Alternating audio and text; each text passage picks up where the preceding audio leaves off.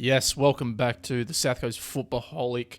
Now, we already had a podcast earlier in the week, but we've called this one, I wouldn't exactly call it an emergency pod, but there's been some developments, some discussions over the last couple of days, so we thought we didn't have much else to do for the time being, so we thought we'd just, talk a bit about it and record ourselves while doing it. But before we get into it, obviously the podcast sponsored by the Fraternity Club, who have a drive-through pizza takeaway available from Tuesday to Sunday. And on Tuesday, Wednesdays, and Thursday nights, they have a $15 pizza special. So last night of the week tonight to get that. And obviously the other night, if you were following the Pro Clubs tournament, obviously EA had a bit of a say. Fair to say they had a bit of a say on our comp the other night. Only 3 games out of the I think it was 20 games to go ahead. Only went ahead because servers went down, servers came back up, and everyone was a bit confused. So Group A is playing their catch-up games on the same night as Group B, which is tonight. So we've got all 22 teams involved tonight. So you won't be short of anything to watch tonight. You'll have something to watch tonight. But moving on from that, there have been developments this week about a possible return to the IPL. And although that's been hindered a bit by the 4-week lockdown extension, we're going to discuss it with 2 special guests. I've got Illawarra Mercury reporter Josh Bartlett and Football South Coast reporter and full-time Pro Clubs analyst Nathan Turner with me. Mr. Turner, it's getting to a point now where we're just getting bored, wanting to record ourselves talking about anything, really. Got nothing else to do.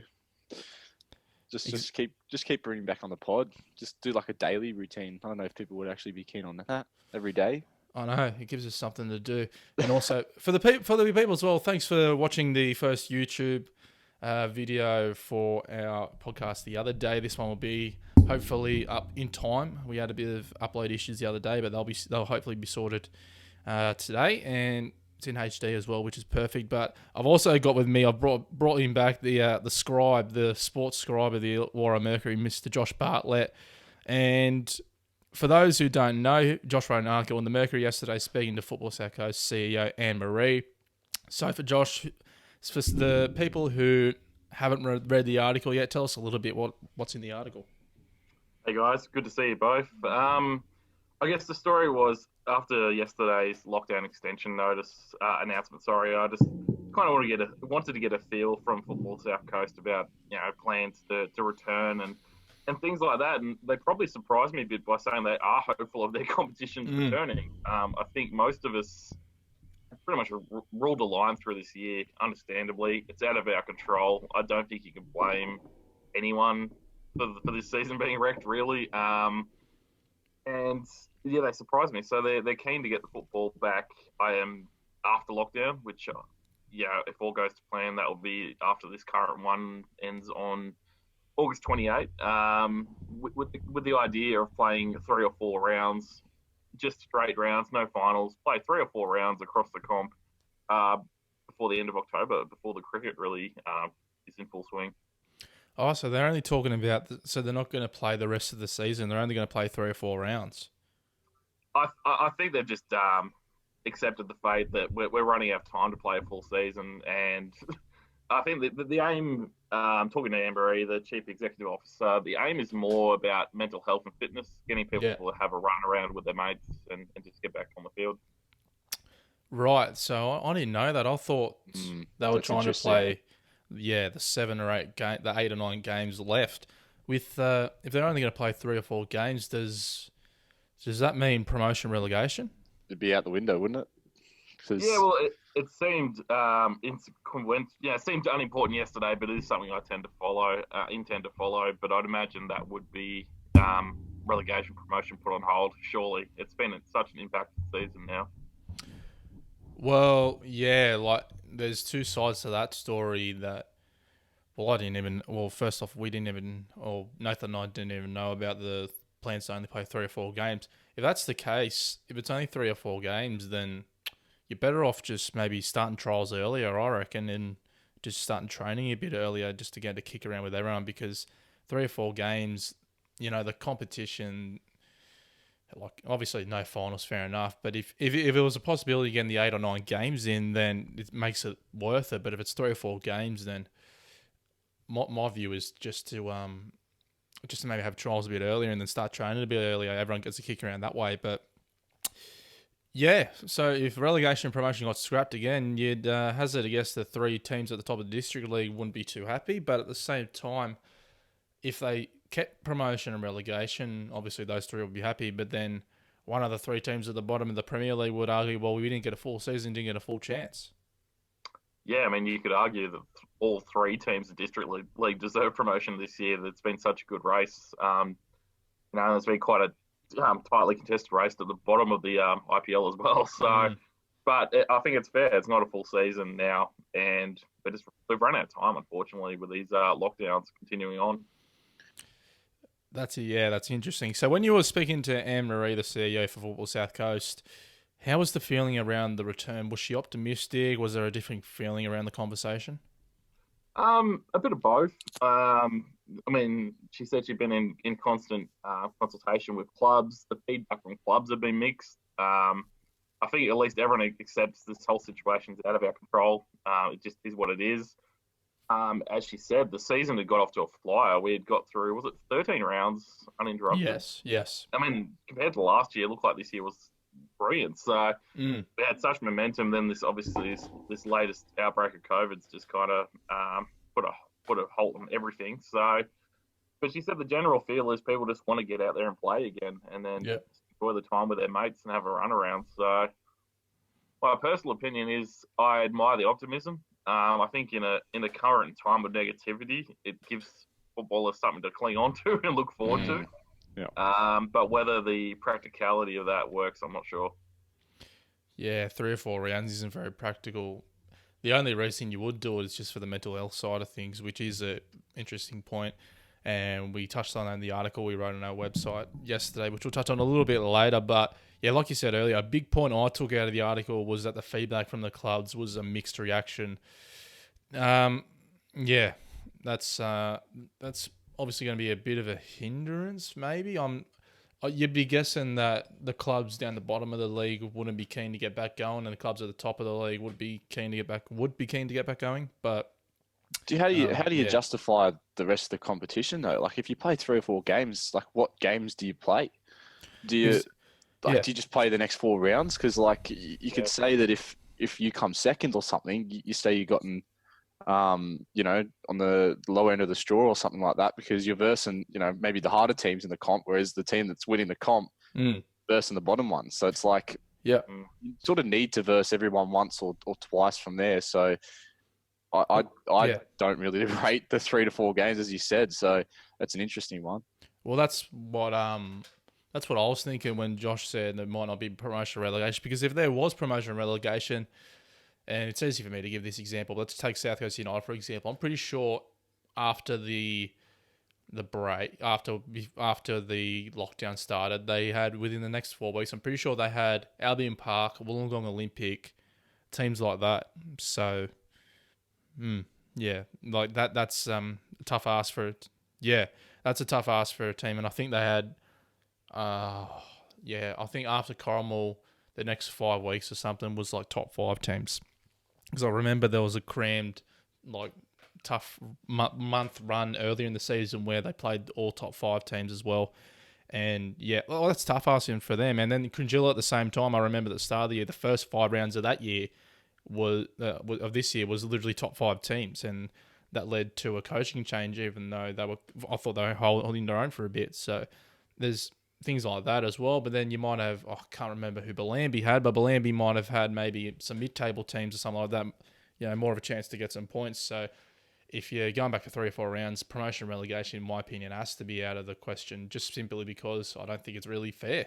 So at the same time, sorry, Nath. At the same time, the promotion side of things in the district, like, they'll argue they've been playing all year. They've been fighting hard all year, and they won't get any reward for it, which is tough.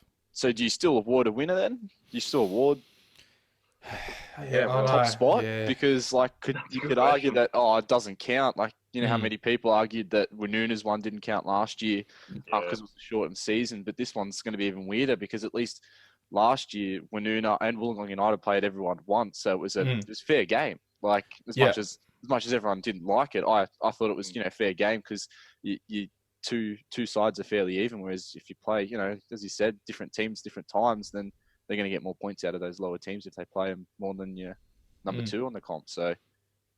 Yeah, well, I mentioned it in the article yesterday. Woonuna's and Wollongong United's triumphs should not be dowered by the fact that it was a shortened season because it was fair game. All the clubs agreed to it. 100%. And like Woonona winning their first title ever in 131 years, you can't take that away from them. That was a mammoth achievement. And you can't say, they wouldn't have had it after 22 rounds or they would have had it after 22 rounds because we won't know. If we had 22 rounds, we would be going into the bloody January or something this year. So you can't argue that it wasn't fair, but at the same time, I said in the article yesterday, it just felt weird. It just felt a bit weird. That's all. There's a lot of options you can sort of go towards, I suppose. Like, do you go back to round 11 and just cut the season there? Play a few friendlies? Imagine that. Yeah, you almost just have to put a line through it. Maybe even the Bampton Cup was at the semis. Maybe just play a couple of Bampton Cup games and I don't know. Nice at least finish that comp. Finish something.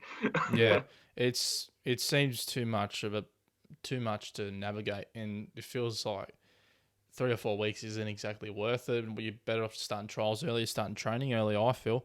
But after reading the article, taking into account yesterday's extension, how are we both feeling now about our chances of returning? I'll start with Nathan. I was slim before, and now I'm even worse. Like, even if it was... I think we all knew that lockdown was going to get extended after the press conference yesterday, so I knew we'd probably get at least 2 weeks, and then I was sort of holding out hope for once those 2 weeks ended, we've sort of turned that around, like the numbers and everything like that, and we've gotten from there to go on to, but 4 weeks, and then, even when the 4 weeks is done, we might not even see, straight back into sport. Like, you said the 2 weeks, it's only you could only get to training in groups of 10 people or something like that. Like, that'll hinder it as well. So, very slim at the moment. Yeah. Not nothing. So, well, I remember last year we got out of stay-at-home orders and the football ban lifted on May 31. And we didn't start any games until July. So there was a whole month there. We were just training in groups of 10. And then eventually it got lifted to, I think, a week or two of contact training. So I don't think you can ask players after 9 weeks of sitting out to go straight back in like that. And even if, I don't think restrictions will ease that much, to be honest, because some people are saying we could be in lockdown till God knows. Because in all honesty, the cases haven't been any higher than what they have now. I remember the lockdowns were getting extended when we were having like 30 cases. Now we've got 170 odd yesterday or something. I don't know what the numbers are today. We'll find out in a minute. But the numbers have quadrupled from what they were when we first extended the lockdown. So are we getting out this lockdown until vaccination rates are high? Boy. I'm hearing 239 cases today. You're kidding. God. Wow. So, that's unconfirmed. That's just what I'm hearing. I was going to say it's any minute now. Yeah, it'd be literally as we speak now. Wow. That's not. massive. Surely not. Yeah, so, and that's the problem with these lockdown situations. We don't have a time frame on when they'll actually end, so it's hard to plan anything. That's just life in 2021, isn't it? 239. That'll have to be New South Wales' highest day since the beginning, the whole last year. We've gone backwards. I'm 239. Yep, spot on. Wow. Highest, yeah.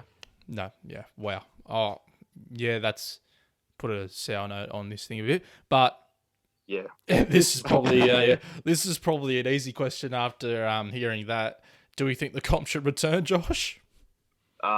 Look, as I said, I admire the optimism. I think people need something to cling on to in times of toughness, and thank God for the Olympics has given us something to focus on at the moment. I know I'm getting the bare minimum sleep, keeping up with everything at the moment, but you got to give something to look forward to. But I just can't see it getting ahead at this stage, especially if cases are 200 plus now per day.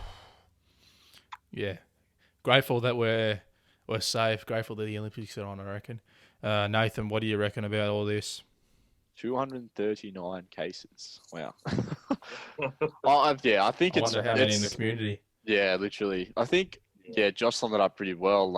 I admire the optimism as well. To get the comp back under the way, to get a bit of a plan going to sort of show people that they're not just sort of waiting around for lockdown. That if it does happen, it's going to go full steam ahead. But as there's heaps of underlying points that we have to sort of cover, or they have to cover as well. And I know you went through it on your article on your site, which is very very interesting because there's a lot to take into account. But I'm holding out hope, as I said, very slim because I'd love to get back, but realistically I don't see it happening. I reckon just sort of go on to pre-season or trials from there because by the time we get back, it's going to be 13 weeks since we've last kicked a football competitively. So I doubt it, to be honest. Well, there's at least 70 in the community today as well. So, there's a lot of interaction on both of our stories on your page, social pages. What was the general feel, do you think, of people? Well, there was, I think, on the article, when we shared your article, the feel was a bit of a realism approach. And then the article that we posted, there was a bit more of an optimistic approach, I found. So with our article we shared, I'll just get it up right here. There was people asking, any talks or plans for community league, stuff like that. And also Peter Prendergast made an interesting point. You can't forget about the extra time you got to allow for trip aways for Tacoma Grange, for example, as well. You know, where's that money going to go? I don't think it's going towards club vaccines. Another ones were yes and yes. So there was a general consensus around that. But then the one we shared for you, and I'll touch on the feedback for the article we shared from you yesterday because there was some interesting points. But yeah, we did share we'll touch on that now. There we go. Next point. We shared the article, asked for some thoughts. This is the first response we got. So, and this was from a club president as well of one of the top clubs. So the words were, going to struggle now. To have a meaningful comp, we will need to be back on by mid-September. It will depend on how and if restrictions are lifted. A big if right now. But this last line got to me a bit. There are bigger things than football to worry about right now. And it's hard to argue with that, isn't it? So, no, yes, exactly. Especially when you just hear 239. Like you got to touch on that. Like we said earlier, there was we were extending lockdowns when there were 30 cases alone. There's 70 cases in the community, and that's at least double what the whole cases were about 3 weeks ago now, which is insane. The next one is we need to be mindful of the bigger picture cost to communities, businesses, and lives during this pandemic.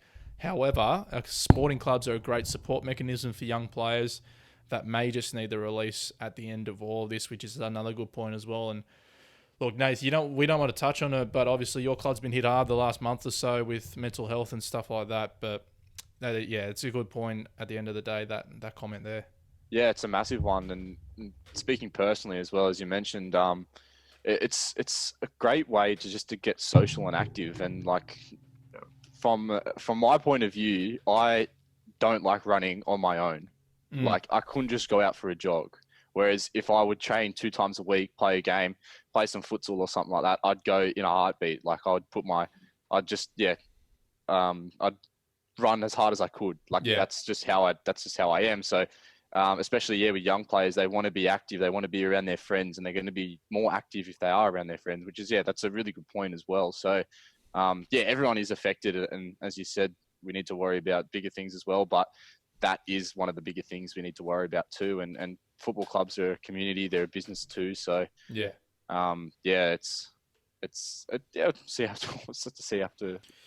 see how we go from there, I suppose. But another comment from feedback from yesterday was going to be tough, especially considering after the next 4 weeks of hard lockdown. And excuse me, it will be minimum 4 weeks lockdown after hearing that today, I reckon. And the next one, the comment was, including that comment, we will more likely come out of it slowly, which may still mean no community sport or groups of 10 or less, which was a point that wasn't touched on much yesterday, but it's been touched on a bit in this one here. And that's probably the biggest one, I think, as well. Best case scenario, if we came out of lockdown, you need 2 weeks of training. Do they mean 2 weeks of contact training? Or do they mean 2 weeks of just training in general? Because you can't go 2 weeks of non-contact training and go straight into a game. That's how injuries happen. I'm pretty sure some injuries happened from that last year, which was going to happen, but we last year was probably best case scenario, 11 rounds in final series. But and this is why I think Football South Coast talked about 3 or 4 rounds, even though we're looking at a 2 months kind of window. I mean, that's a short window, but I think that's why they've potentially said only 2, 3, 4 weeks of comp, because just because of that reason, you can't go straight from doing nothing into contact football. It's going to be hard. I just want to explain to listeners.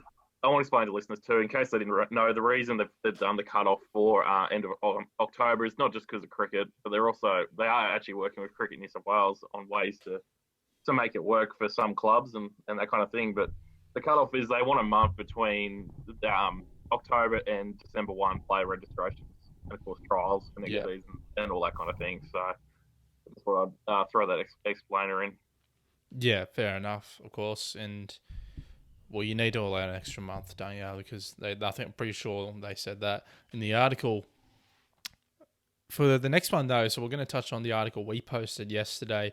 So I was reading your article yesterday. A whole lot of points came up in my head, so I just decided to put it down on paper on the website. And thanks to everyone for the support as well. There's over 400 views so far on that on our website as well. So thanks for the support for that. But this one wasn't to influence anyone's decisions. Like there's arguments for both parties, but not to influence anyone one way or the other, but it's just to create a bit of respectful discussion, both obviously in my head and in the community as well, because it is a topic that everyone's passionate about. But for you boys, were there any points that came to your mind that might have missed, some things we mightn't have thought about yet? As in, not in your article? Yeah. I thought you covered the bases pretty well.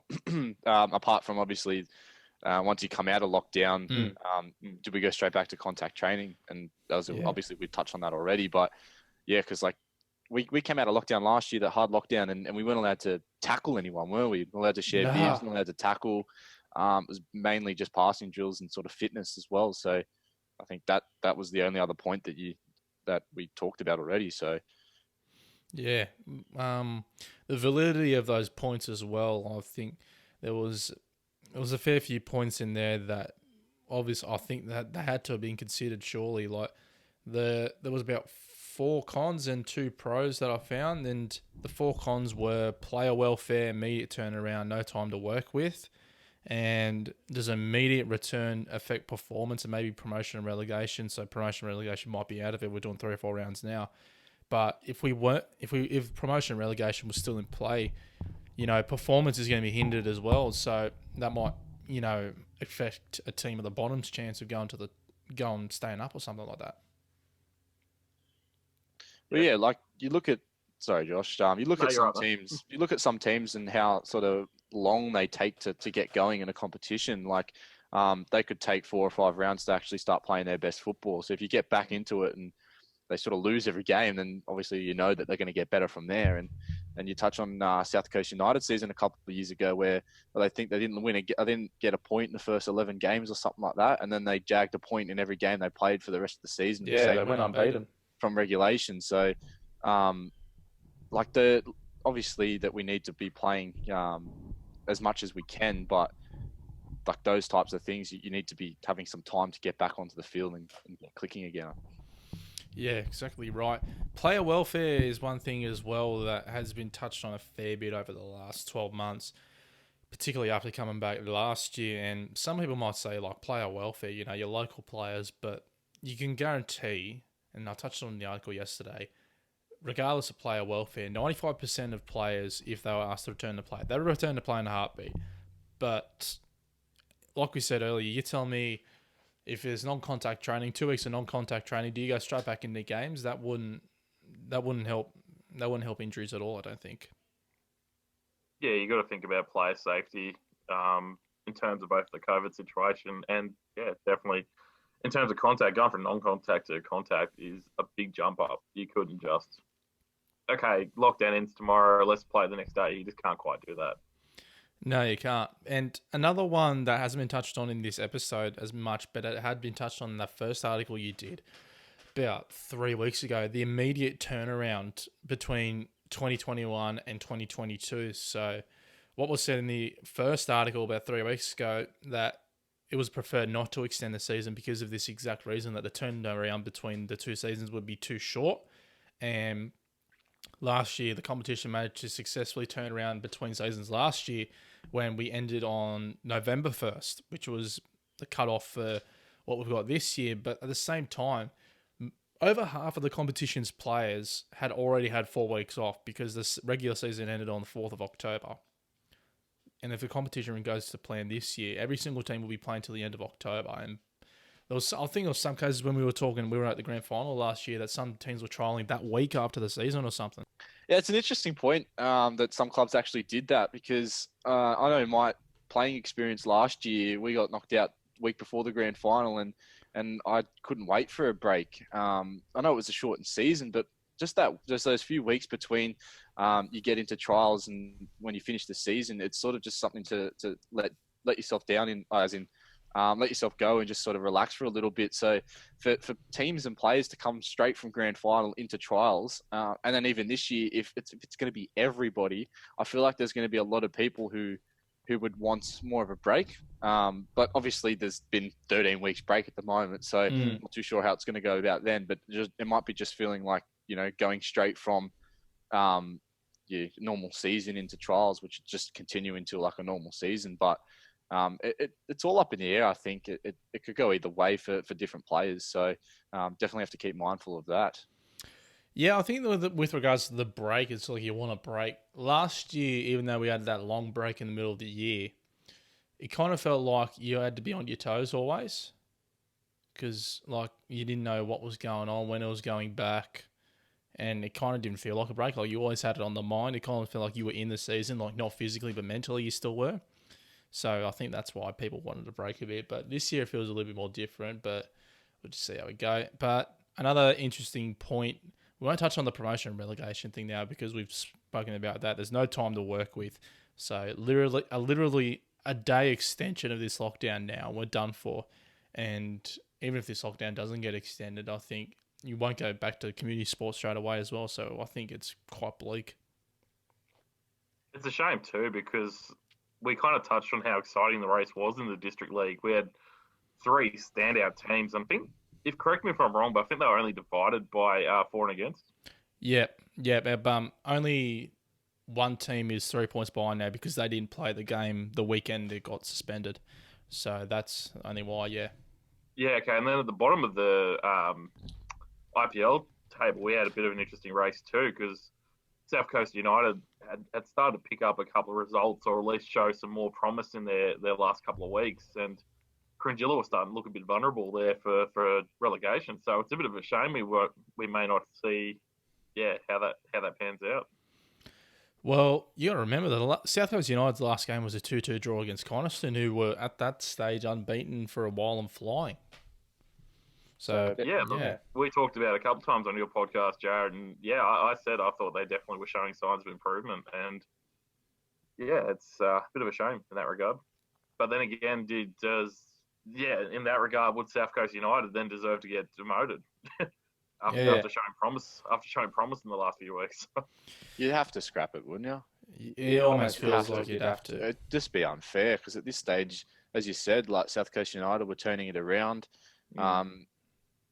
Obviously at the top of the table as well with Coniston, Wollongong United and Wollongong Olympic having like almost a 3-horse race up there as well. So or even a 4-horse race. Yeah, you can't just give it. Oh yeah, Albion Park White Eagles as well. Yeah, because they were level with United. So you can't just say you can't have promotion.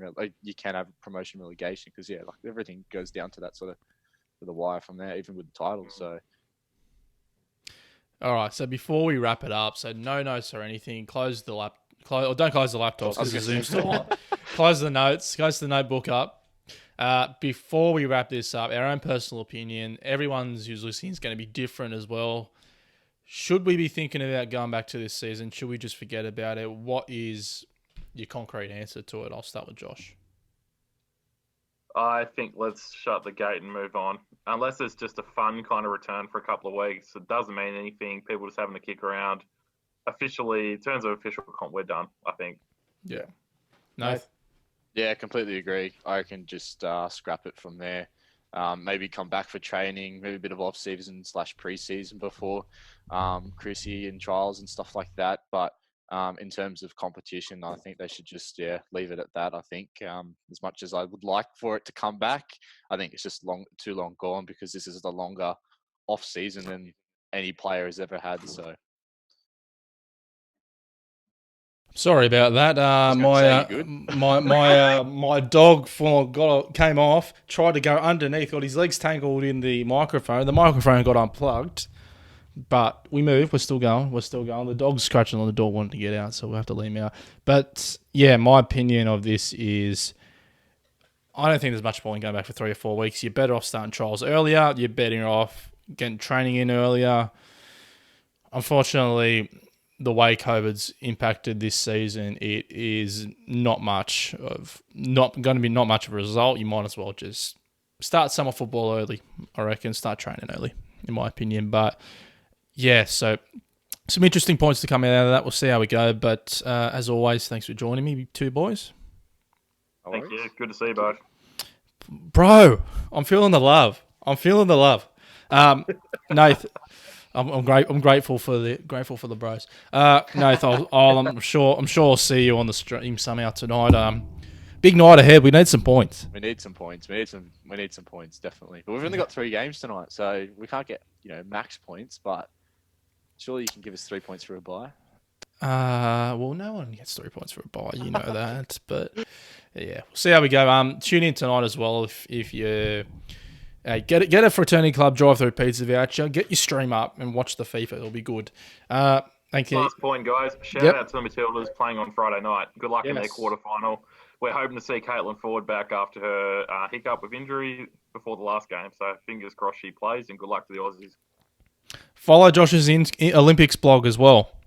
Get on it. I'll be on from about 4 o'clock today, guys. Keep him busy. There we go.